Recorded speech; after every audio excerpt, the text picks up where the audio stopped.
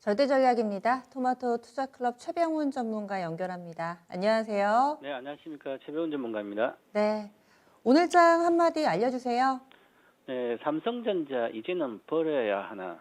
이제는 버려야 하나 이런 고민들을 많이 하고 계실 겁니다. 한때는 뭐 왕이 귀한 뭐 이런 표현들과 그리고 또 시장의 맏형 역할을 톡톡히 해주던 뭐 신만전자 가나 이런 얘기했던 게 엊그제 같은데 어느덧 이제는 천덕꾸러기 신세가 되어버렸습니다. 물음표를 달아주셨어요. 어떤 답을 주실지도 궁금한데요. 네, 삼성전자에 대한 답은 두 가지입니다. 장기 투자자들은 가지고 있어야 되고, 만약에 여유가 있으면 장기로 가시는 분들은 시세를 보자고 기업을 보고 샀기 때문에 시세는 큰 의미가 없이 하니까 추가적으로 매수할 수 있는 구간이다. 아주 좋은 구간이다. 이렇게 말씀드리고, 이게 고점 대비해서 한 30% 가까이 빠졌기 때문에 삼성전자는 30% 고점 대비해서 빠지면 지금까지 3, 40년도 역사에 보면 가장 좋은 기회였습니다. 지나왔을 때. 현재는 이제 빠져가지고 어려웠다고 생각하겠지만 장기 투자자한테는 오히려 기회고요. 그러면 현재 삼성전자에 대한 여러 가지 뭐 악재라 이런 거 있지만 그게 아직 뭐 근본적으로 해소된 거 아닙니다. 하지만 장기적으로는 다 극복이 되는 과제들입니다. 그래서 장기 투자는 좋지만 단기적인 투자자들은 지금 많이 빠졌으니까 또 다시 버릴 게 아니라 담아서 단기적 수익을 봐야지 이렇게 하신 분도 계실 겁니다. 단기 매매는 삼성전자로 수익 내기가 아주 어렵다. 그렇게 말씀드리는 그래서 정체성이 단기인지 장기인지 어떤 분명히 갖고 이 삼성전자를 접근해야지. 그러지 않고는 늘 삼성전자로 손해를 많이 봅니다. 지금 가장 많이 추세적으로 오래 산 수치 세력은 개인이거든요. 사실은 삼성전자는 시세는 나는 것은 한 두 달밖에 안 걸립니다. 과거 2020년도 2월부터 거의 2020년 11월까지 안 움직였거든요. 그러다가 두 달 급등하고 나서 5만 원대에서 9만 원까지 급등하고 그다음 계속 지금 10달 동안 내려가고 있거든요.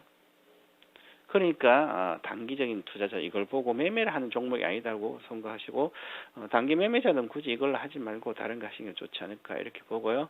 정체성을 가지고 접근해야지 계속 빨리 뭔가 수익을 낸다면 힘들어집니다. 그러면 결국 버리게 되거든요. 버리면 그때 가게 됩니다. 그래서 아직까지는 본격적인 시세가 나기는 시간이 많이 걸리기 때문에 그래서 가지고 있으면 이왕 가지고 편안하게 있든지 아니면 반등시 본전등을 팔고 다른 거 하든지 뭐 그런 거 미리 정해놓고 하시는 게 좋지 않을까 그런 설명입니다. 이 종목과 평생 가겠다, 혹은 내 자식에게 물려주겠다 이런 식으로 기금의 기한적인 여유도 좀 있으시고 그리고 또 마음의 여유도 있으신 분들은 괜찮은데 단기적으로 수익 내실 분들은 아니다 이렇게 두 가지로 나눠서 설명을 해주신 것 같아요. 그러면 삼성전자의 움직임 외에도 오늘장 전문가님이 주목한 포인트들은 어떤 게 있나요? 전체적으로 지금 시장은 지수가 갈 수 없는 구조입니다. 사실은 이제 해외 지수를 보면 대만 각근 지수도 주봉을 보면 지금 17,122포인트인데 별로 안 빠졌어요. 최고가가 사상 최고 18,034인데 얼마 안 빠졌잖아요. 5% 정도밖에. 그런데 그 다음에 나스닥 종합은 사상 고가로 가고 있습니다. 근데 이 나스닥은 미국 IT 기업이나 빅테크들 잘 나오고 있거든. 실적도 아직 큰 문제가 없고요. 돈도 많으니까 그냥 밀어 올라가고 있습니다. 다우존스 산업지수도 사실 좋아요. 안 좋은 나라가 딱 크게 보인 거 우리나라랑 중국입니다. 자, 중국 상해지수가 올해 2월달에 고점 3,731포인트에서 이번에 8월달, 9월달에 돌파를 못하고 실패했습니다. 자, 그럼 중국은 이렇게 안 좋게 보이는 것은 중국은 부동산 긴축을 먼저 했죠. 그래서 부동산 버블을 잠재우기 위한 긴축을 했고, 그 다음에 원자재에 대한 강력한 통제를 했기 때문에, 그리고 중국의 경기 하방 우려가 지금 존재하고 있습니다. 사실 중국의 코로나 확진자 수는 100명 정도 이래요. 사실은 거의 없다고 보는데도 이동이 아직까지 자유롭지 않습니다. 그 정도로 하면서 경기 위축에 대한 우려도 계속 있고 해서 그러면 중국이 안 좋으면 우리나라의 사상 최대 수출 국가 대상 국가가 중국인데 중국이 안 좋으면 우리가 당연히 안 좋을 수 있죠. 그러면 안 좋다는 거죠. 그러면 우리나라의 코스피 지수를 이렇게 보면 우리나라 코스피 지수가 끊임없이 주봉 차트로 보시면 6월부터 내려가고 있습니다. 잠깐. 이때는 기대감이 코로나 이후에 기대감 올라갔었는데 하락도 좋고 다.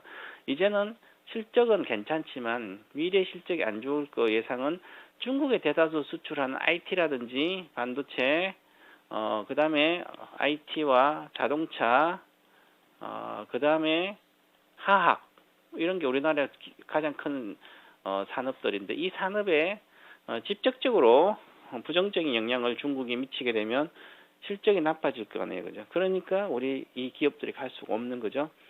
그런 상태에서 지금 삼성전자를 아까 말씀드렸는데 지금 현재 상태에서는 삼성전자는 더 이상 하락 여력은 크지 않아요.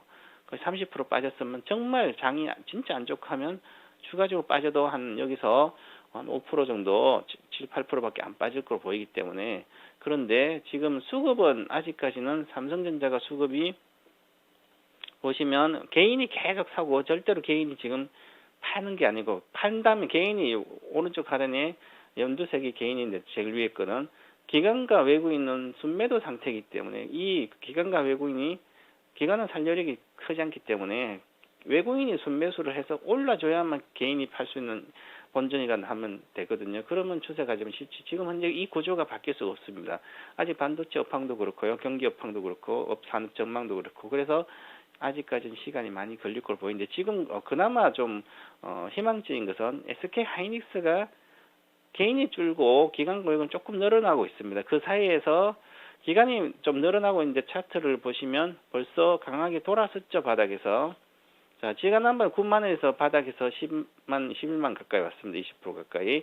돌아서 다시 조정받더라도 이거 추가 하락이 제한적이거든요. 그러면 반도체 순수 반도체인 D램 위주인 SK 하이닉스가 돌아서면 가격이 먼저 주가가 먼저 반영된 게 돌아선다면 반도체 경기가 바닥에서 돌아서는 겁니다. 좀 뒤에 6개월 뒤에는 그러면 내년 2분기부터는 반도체가 다시 살아나는 거죠. 가격이 하락했다 안정적으로. 그러면 하이닉스는 더 이상 빠지지 않고 시간을 기간 조정하고 그 다음에 위로 내년에 좋아지면 내년에 위로 갈 걸 보입니다. 그러면 순수 반도체가 그러니까 경기에 대한 우려도 그렇게 이제는 다 반영이 됐다.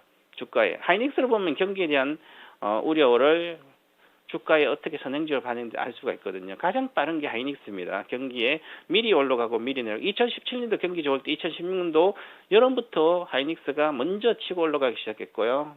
삼성이 그처럼 전체적 경기가 작아지면 하이닉스가 박스권은 이제 12만 원대, 11만 5천 정도 12만 원대로 가면 경기는 다시 12만 원대로 안착하면 경기는 확실히 살아난다. 그럼 다른 주식도 전체적으로 좋아지고 그렇습니다. 그래서 좀 시간이 필요하다 이렇게 말씀드리고요. 지금은 이제 전체적 게임주가 좋았는데 게임주도 차별적으로 봅니다. 게임주로 보시면 NC도 약하고요. 카카오 게임즈는 또스 낮지만 나머지 게임주들은 코스닥 빼고 나머지 몇 개 확실한 제로 있는 거 빼고는 약세로 돌아선 거 있기 때문에 차별적 흐름이다 이렇게 봐야 될 것 같고요. 그 다음에 2차 전지는 워낙 지금도 시가총액 30등 안에 가장 좋은 종목, 안정적인 종목은 이번에 삼성 SDI도 실적도 잘 나왔고요. 앞으로도 잘 나올 걸 보이기 때문에 잘 안 빠지거든요. 그래서 이런 것은 고점에 대해서 25%밖에 안 빠지기 때문에 지금 시세도 괜찮고 지금 당장 시세가 나는 건 아니지만 시장을 이길 수 있는 방법들은 이렇게 4차 산업혁명 수혜주들 중에서 실적이 앞으로도 문제 없는 것은 그냥 실적만 체크해 보면 좋거든. 그럼 이제는 삼성 SDI 실적 발표했기 때문에 나머지 이제 코스닥뿐만 아니라 전체적으로 2차 전지 종목의 소재주들이 실적이 줄줄이 예상되고 있습니다. 그러면 다 좋을 걸로 보여요. 그럼 에코BM도 대장준 에코포럼도 이제 반등하니까 더 이상 빠지지 않거든요. 그래서 이쪽에 섹터가 다시 낫지 않을까. 그래서 내년에도 실적 좋으니까 이쪽이 좀 낫지 않을까 이렇게 보고 투자에 참고하시면 좋지 않을까 보여집니다.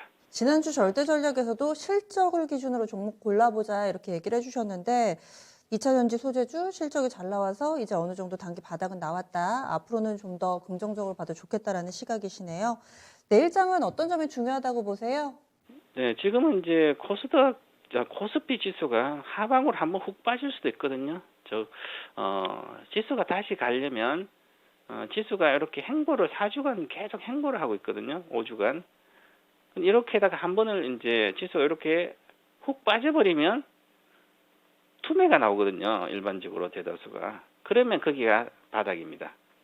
그래서 이번에 당분간 다음 주까지 이렇게 한번 훅 빠지는 게 11월 셋째 주까지 앞으로 2주 동안 훅 빠지지 않으면 거의 바닥이다 보고요. 한번 훅 빠지면 팔 게 아니라 오히려 매수 시점인데, 그렇죠. 2960포인트 정도인데요.